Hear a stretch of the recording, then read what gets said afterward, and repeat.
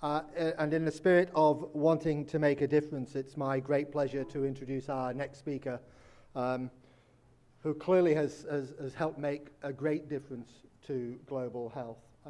Professor Atun is Professor of Global Health Systems at Harvard T.H. Chan School of Public Health and Director of the Global Health Systems Cluster.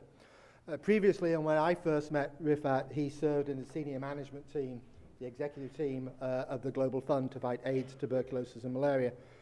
As a very small job, actually, he had there as Director of Strategy, Performance, and Evaluation, a huge cluster, and really important for the work of the fund. Rifat's research now focuses on global health systems, global health financing, and innovation in health systems. It's my great pleasure to welcome Rifat to the stage. Thank you.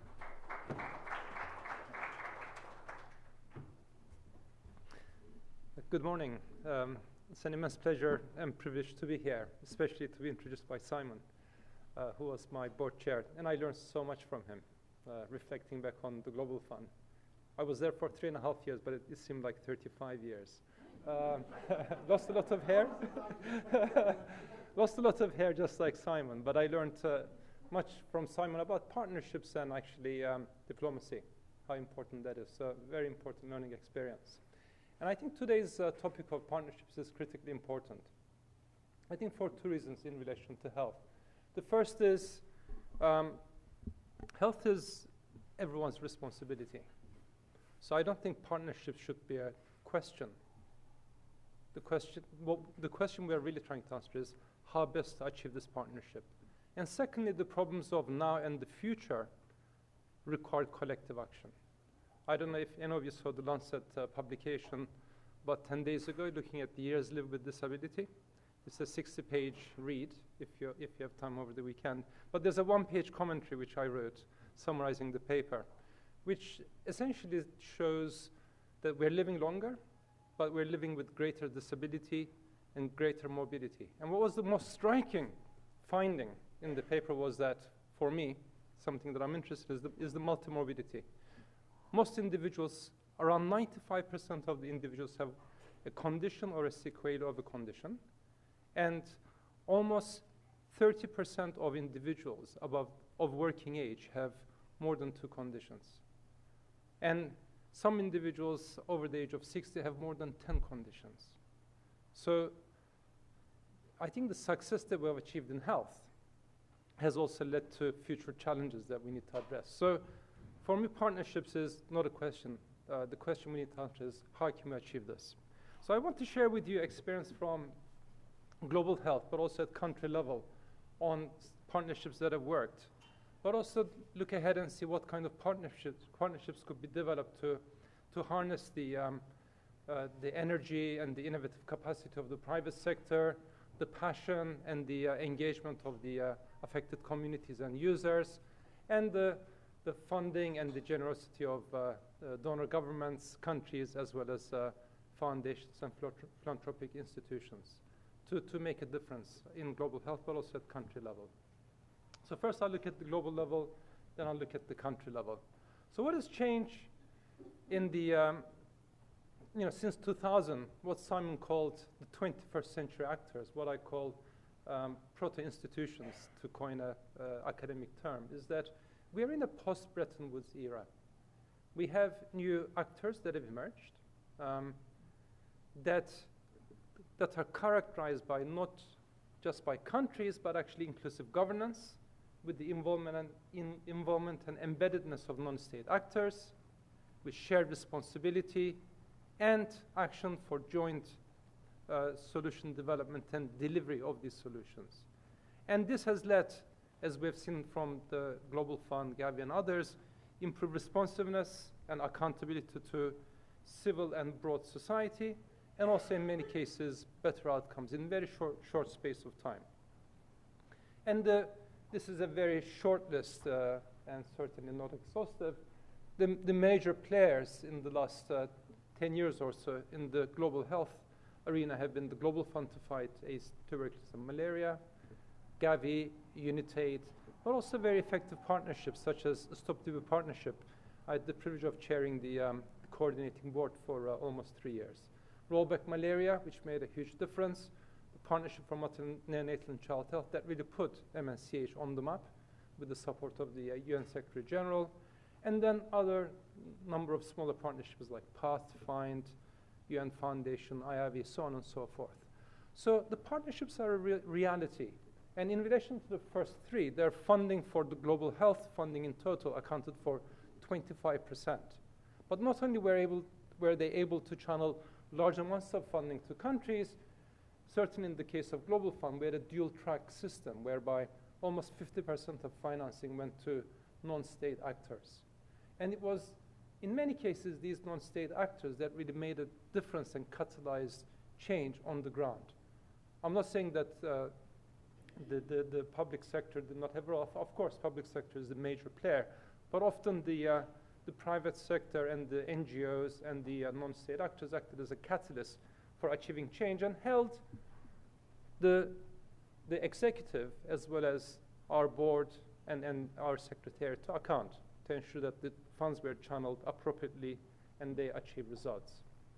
And so inclusive coalitions is what has characterized partnerships of the last 10 years or so in the global health arena, with partnership of public sector, governments and agencies, civil society, both international and local, both especially affected communities, critically important, the private sector, including philanthropic agencies, but also technical agencies and technical partnerships that exist. So this collective force was able to better respond to the needs at global and country level. And so the role of partnerships has also evolved. This is a very complicated slide. This is from one of the background papers for Lancet Global Health 2035, led by Dean Jameson and Julia Frank. And this is a paper that involved Dean Jameson, myself, Felicia Knoll, and also Robert Hecht. And this draws on an earlier paper by Dean Jameson and looks at core and supportive functions that agencies perform.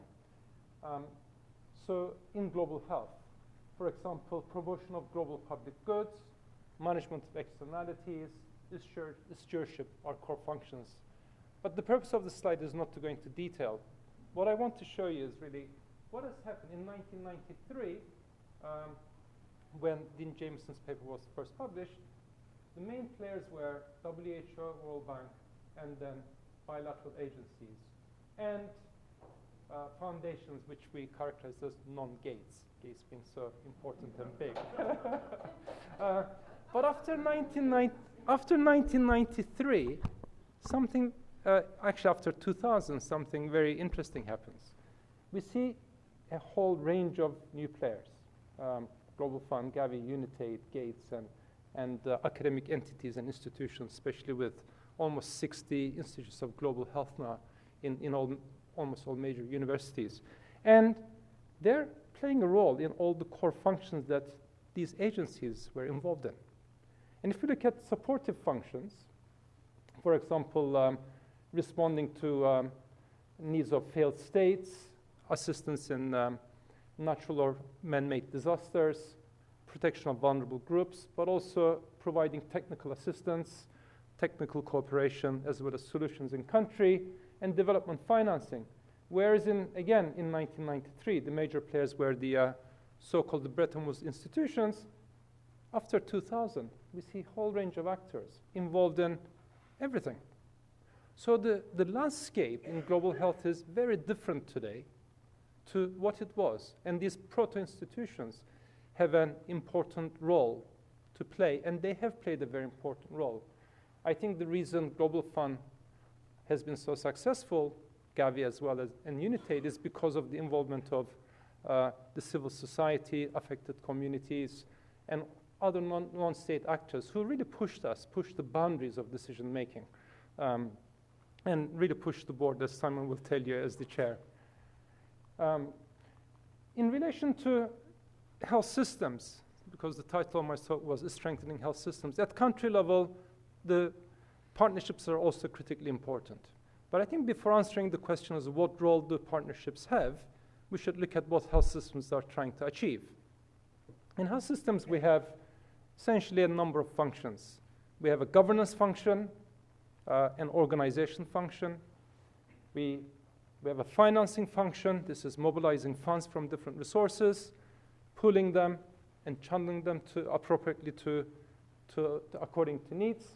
Then we have a very important function of resource management, not just generating resources, but also deploying these resources in a timely and effective fashion and in an efficient manner to get the right returns or rewards, as Riza would say.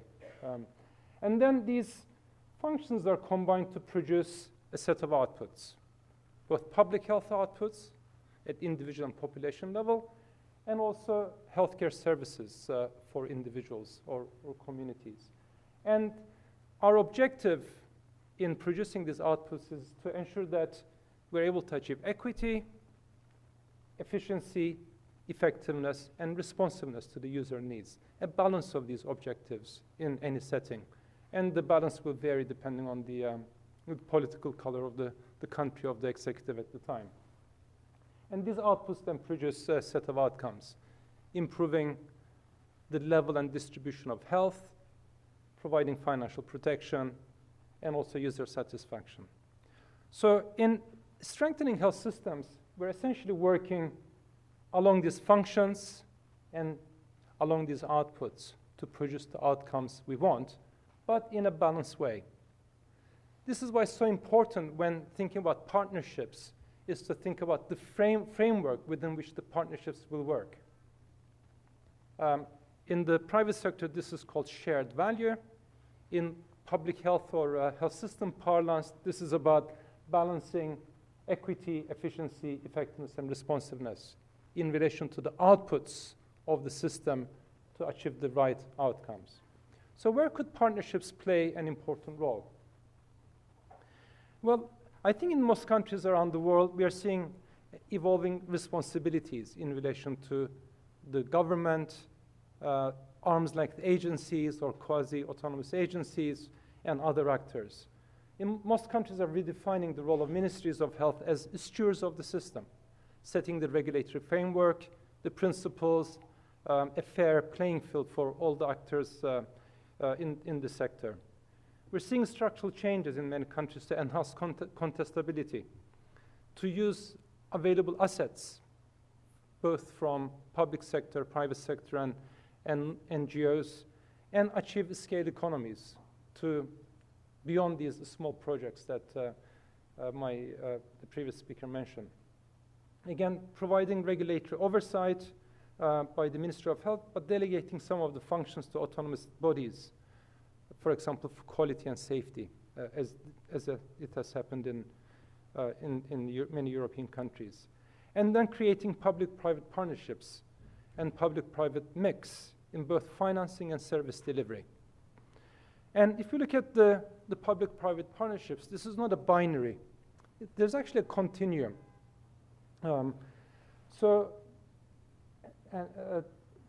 We can use private sector principles or learning from private sector to transform public sector from within.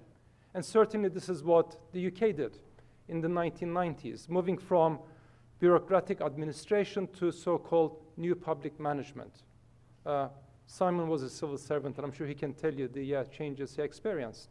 And certainly universities also went through the same changes, focusing on, for example, improve efficiency in the way we use assets, performance targets, looking at not just expenditure, but actually investment on return, better understanding the cost or the full economic costing of the activities that we did, and better understanding resource allocation and what we are getting for the resources that were used.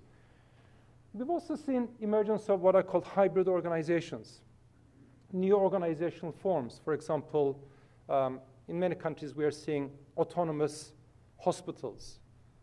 They're neither public nor private. They're somewhere in between.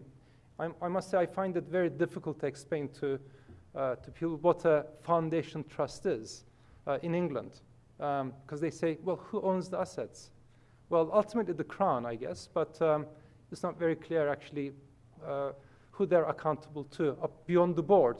And the question is, who's the board accountable to beyond themselves? But these new organizational forms have emerged in many settings, at primary care level, as well as secondary and tertiary care level. We're also seeing public-private partnerships, ranging from private finance initiatives, where the private sector provides financing based on a risk-on-reward calculus, or actually operating the entity that has been jointly developed through a joint venture, and or managing the entity, not just delivering services, but actually managing the whole operation over a 30 or 40-year period. So these partnerships exist at primary care level, secondary care level, public health, not just in tertiary care level. What we're seeing, and I'll briefly talk about, is outsourcing. Outsourcing a set of activities from the private sector to focus on activities that can be better performed by entities whose core business is to provide that function. And I think ICT is a good example. And finally, we're seeing outright privatization. So, for example, in relation to outsourcing, a very interesting development, we recently did a study of RSPY in India, looking at the antecedents and also the development of the insurance scheme in India. The Indian government decided to outsource this to private sector insurers because the government thought it would take them 10, 15, 20 years to understand how to manage an insurance function, whereas it's so much easier to outsource to an entity whose business is to manage insurance with the know-how that goes back to 100 years. In the case of Turkey, that introduced very substantial reforms. Turkey made available public and private services to all the insured. They introduced, similar to Seguro Popular in Mexico, a green card scheme that covered almost 13 million poor individuals and elevated their benefits package to the best benefit package and unified the general insurance scheme, and individuals now have a choice of public or private sector providers. Because they wanted to scale up and expand the services provided rapidly. And the only way of doing that was to use the existing assets, both the university sector, NGOs, and the private sector, using appropriate contracts underpinned by good information systems to understand the prices and the variance from the average prices that have been achieved in the public sector. So what we're seeing in many countries is this transition in terms of outsourcing a set of functions. And if we look at services that impact on health systems, those that have low impact, i.e. low direct impact, versus those that have high impact, and services where the contracting difficulty is low or high, most countries start with outsourcing hotel or ancillary services. For example, cleaning, or car parks, or management of estates over time, although that's much more complex. Then, once experience is gained, additional services can be outsourced. For example, clinical support services. This could be management of operations of a hospital or operations of actually a whole network of providers. It could be management of operating theaters or human resource function. I'll never forget when I was working in England as a junior doctor doing pediatric oncology. The senior nurse, she was always very stressed. And I asked her, why are you always stressed? Because one of my duties, she said, is to do this thing called the rota. That is to work out what the team would do over the next week. And she would literally spend 50% of her time doing this rota. And I was doing an MBA at the time, so I said to her, well, actually, you can buy software that costs £10. That's about $15. That will do this for you automatically. She said, really? I said, yes. And I was doing operations research as a subject at the time. I said, it's very easy to do. And I showed her I suggested to her. But again, we spend so much time managing things inefficiently. In fact, there's a recent IMF study which shows that almost 50% of the resources used in health systems are wasted. And this is not just in low-income countries. This is also in high-income countries. And Much of the, of course, I will not give any countries, but you can guess which countries are not very efficient. And the major gains are from management of human resource productivity, procurement, and supply chain management. Collectively, these account to almost 50% of the waste that can be used to create fiscal space to invest in health. And then once beyond clinical support services, and this could also include information technology, accounting function, so on and so forth, increasingly we're seeing outsourcing of core clinical services or management of these.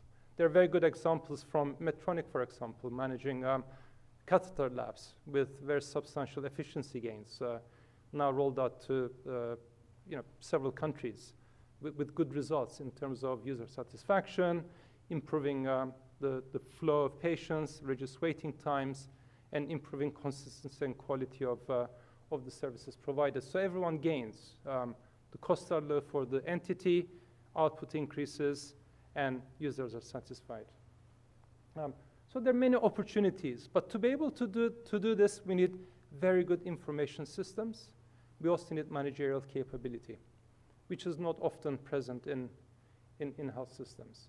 So one of the areas we must focus on is to build capacity to act as smart investors or smart purchasers of the services from entities that can provide them well. And looking at the niches that new players in healthcare are positioned, and I wanted to show you this so that we can see where the private sector is actually actively involved and where the public-private partnership opportunities exist.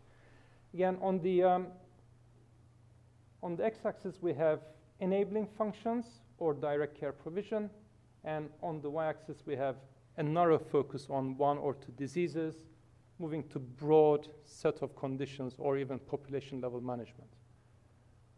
One important area where public-private partnerships can be fostered is actually enabling platforms, specifically management of information. Big data, I think that's the major game changer in health systems now. Understanding how data can be captured, but more importantly, how data can be analyzed and then translated to information and intelligence to improve real-time management of individual patients, but also populations. We in the public sector, I'm saying we, I'm on all sides really, but I think most of the public sector providers are still using paper-based systems or poorly integrated electronic health records. I was in a Southeast Asian country recently and visited what is one of the largest hospitals in Southeast Asia. And this hospital did not have electronic records. All the records were paper-based. And it's just impossible to understand what the demand patterns are. As a result, the bed capacity change between 5 to 10%, depending on the demand. And there was no way they could actually plan for this. If we had if they had electronic records and appropriate analytics, they could actually project what the demand patterns might be, how the resources could be organized, and how these resources could be allocated. Again, supply chain management is an area where the private sector has real expertise. Now, Amazon is using drones to reach the most difficult parts of the world. And we still have in global health in countries, we still suffer from stockouts. There are also opportunities in management of single procedure providers, and tomorrow you have a speaker from India who's going to talk about cardiovascular medicine and cardiac surgery, management of specialty hospitals, management of disease conditions, for example, diabetes or chronic airways disease, heart failure, intermediaries such as managed care organizations, management of general hospitals, management of primary care or primary care networks, or managing provider networks for a whole district or a whole region or a whole province. And there are examples of public-private partnerships in each of these. So I think there are great opportunities to be had both at global level, but also at country level. What's lacking, unfortunately, to inform decision-making is evidence. You might say that because I'm an academic, that I would always ask for more research. But really, the evidence base is rather poor. There are examples of many projects, but in terms of large-scale interventions, of which there are many examples, the evidence base is yet to be strongly established. And that's partly because the findings have not been appropriately published. So I would strongly urge everyone involved in public-private partnerships to evaluate the achievements and to demonstrate success in relation to improved outcomes and improved outputs to achieve equity, efficiency, effectiveness, and responsiveness to user needs. But I want to leave you just with the final sentence. I think public-private partnerships is not a question. It's actually how to best do it in different contexts. And the only way we can achieve improvements in relation to sustainable development goals is through the strong partnerships and through solidarity and through joint responsiveness. Thank you.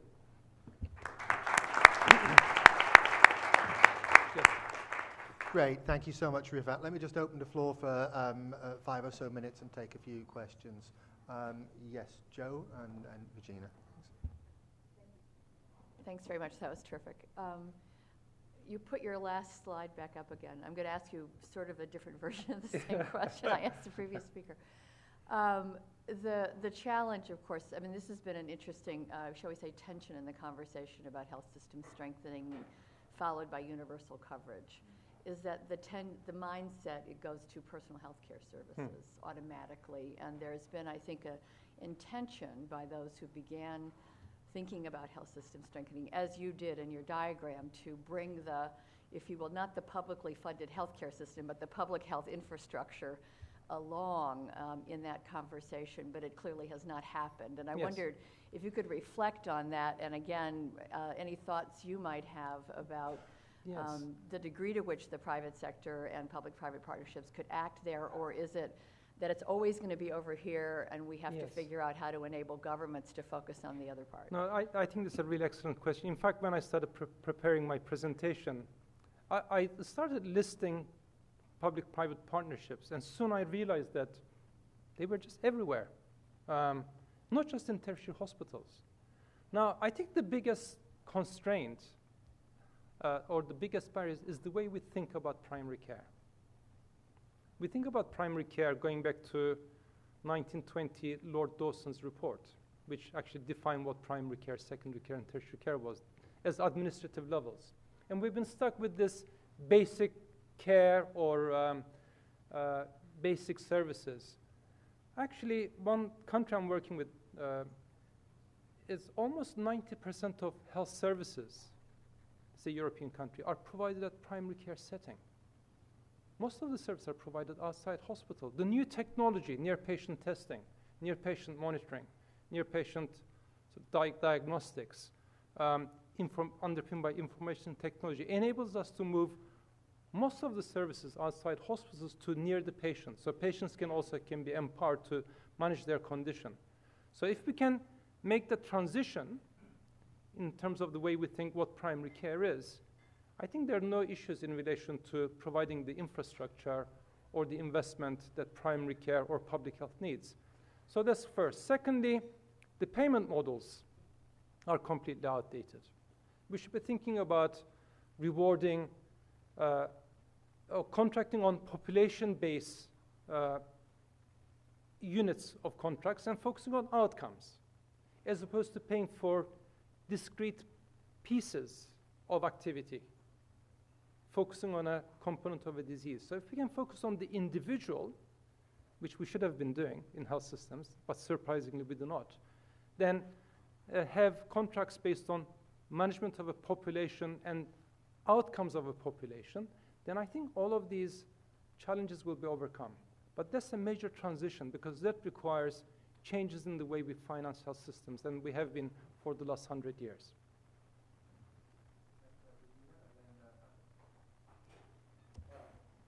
Thank you. I think my question, hi Rifat. Question has two parts to it. The first is, that a lot of this, just to follow on to the previous question, is about treatment and not prevention. And prevention gets you more into the scheme of generally public services. Treatment can vary widely depending on the country. Some countries really try to do it all through the public system, and Yes. others prefer private, so there's a big mix. I was intrigued by your comment, and something we've discussed before about efficiencies, particularly that are systematic, that can be addressed if you take a health systems approach. But again, remain challenged by investors to actually improve those efficiencies. You know, challenging when the Global Fund puts a lot of money out in the system but hasn't necessarily made those kinds of investments. Do you have words of wisdom as to where the resourcing to provide the improvement and those kinds of health systems should be coming from? Sure. I think the first is a very important and almost existential question for health systems, really, because we have really focused on management of the consequence of diseases as opposed to managing health. But the SDGs focus specifically on health and well-being, as Simon actually articulated the one of the 17 or so targets or goals that we have. But so the transition from disease to health is critically important. If you focus on population level and outcomes, there's nothing stopping us from setting a target on improving or maintaining health and then channeling the rewards accordingly. Of course, management of disease and treatment is part of that, but the focus also needs to be on prevention. So I think it's a change in the calculus on what we value and what we reward. Secondly, in relation to efficiency gains, we were lecturing together at the malaria program at Harvard last week. When I was in the Global Fund, just one intervention, the price and quality reporting system that made available information on the prices and intervention on procurement and supply chain management, we were able to achieve several $100 million of savings while improving the quality of the medicines and the diagnostics provided to patients. So I think the efficiency gains are there to be had. We just need to use best practice. And this is where the private sector has the opportunity to really add value because they innovate relentlessly. And this is where we can really learn from the experience of multiple actors and bring these to bear to health systems through partnerships.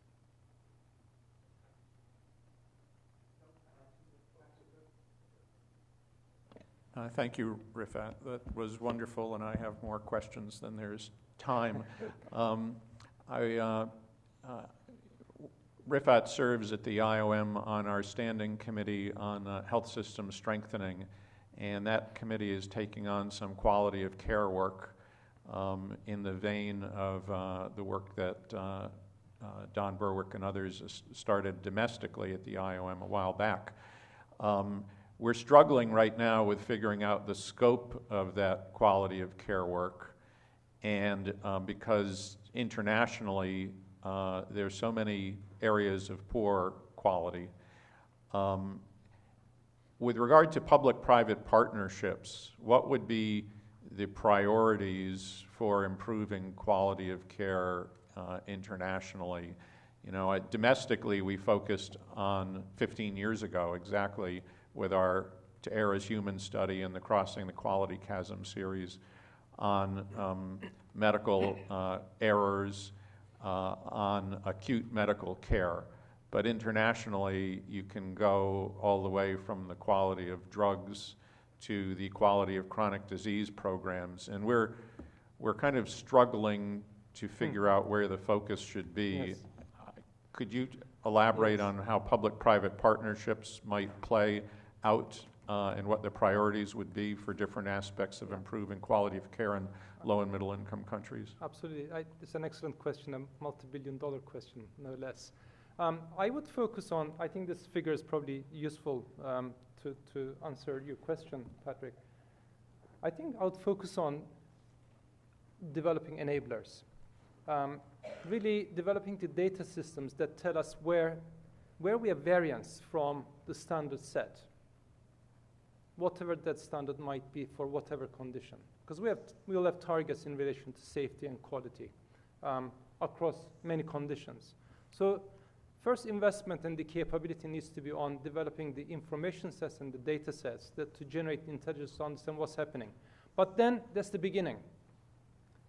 The investment needs to go towards identifying risk and predicting risk, i.e., who are at risk of safety errors or errors in relation to quality, so that these individuals or population groups can have greater attention. So ex ante determining the risk rather than ex post measuring where we went wrong and then trying to understand. Of course, that learning will feed into identifying the risk, but this is where the investment should be first. Secondly, where would I invest in relation to quality? I think antimicrobial resistance is a huge agenda for the world. So trying to understand the determinants of antimicrobial resistance. Where are we failing? And then try and prevent these. Secondly, medication errors. It's amazing. Anyone who's worked as a physician will tell you their horror stories. Medication errors are still very common, but by using very simple applications or apps, one can actually achieve very big changes. And third, using supply chain management expertise to look at management of guidelines or critical pathways to reduce errors in where patients transition. This is where the errors occur. When patients transition from one state to another and there's a handover, there's always a risk of an error or there's always a risk of failure. We can use information systems to look at the critical pathway to ensure that this transition, both within the healthcare entity, but also across the healthcare and community entity or home, is effectively managed. Thanks, Rifat. Could you please introduce yourself first and ask your question? Thanks.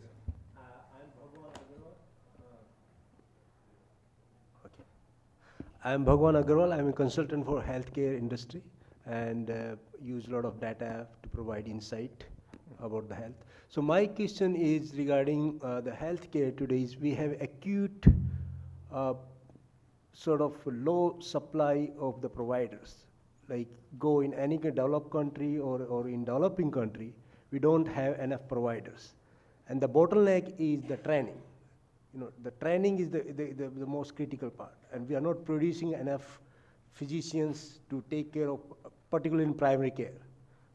So what's your thought or comment to make these more accessible, the healthcare to everyone, primary care healthcare to everyone, by producing more physicians and doctors who might not need 7 years or 8 years of MD or that type of training, but maybe 3 years. I'm not, even the nursing is also take like 4 to 5 years. Sure. Like having like 2 to 3 years, and we have enough providers who can take care of the primary care. Sure. It's a very, very important point and question, because healthcare resources account for almost 60% of expenditure, if not more, in most health systems. But I would beg to disagree with the availability of doctors and nurses. Actually, I worked in countries where there was 1 doctor to every 200 people. And the system was still inefficient, and the outcomes were still very poor. So I don't think, it's not the number of resources, it's how these resources are used and the portfolio of resources that we have. Now, I think rather than investing in, I'm a physician, so if there are any physicians in the audience, please don't get angry with me.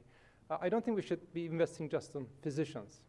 Physicians are important, but actually nurses, health extension workers, but also new forms of healthcare workers or healthcare professionals is what we should be looking at. The world has changed. As I said, if you read the commentary in the Lancet article, we are living long, and we're living with great disability and great morbidity and multimorbidity. So that cannot be managed by a physician. So we need to engage the patients. That's the greatest asset that we have. Because someone with diabetes or hypertension will have this for 30, 40, 50 years. And that surely cannot be managed by a healthcare worker. That has to be managed by the individual themselves. So the biggest investment should be on health literacy, engaging the users in the management of their condition, and then having intermediaries between the individual with peer support and then the healthcare worker. But I think the investment needs to be not in physicians so much, but more in the other cadres that are lacking. But most importantly, using the existing resources, we can achieve great improvements. Almost 30 to 40% of healthcare workforce time is actually wasted. There's good evidence for that. Great. Rifat, thanks so much.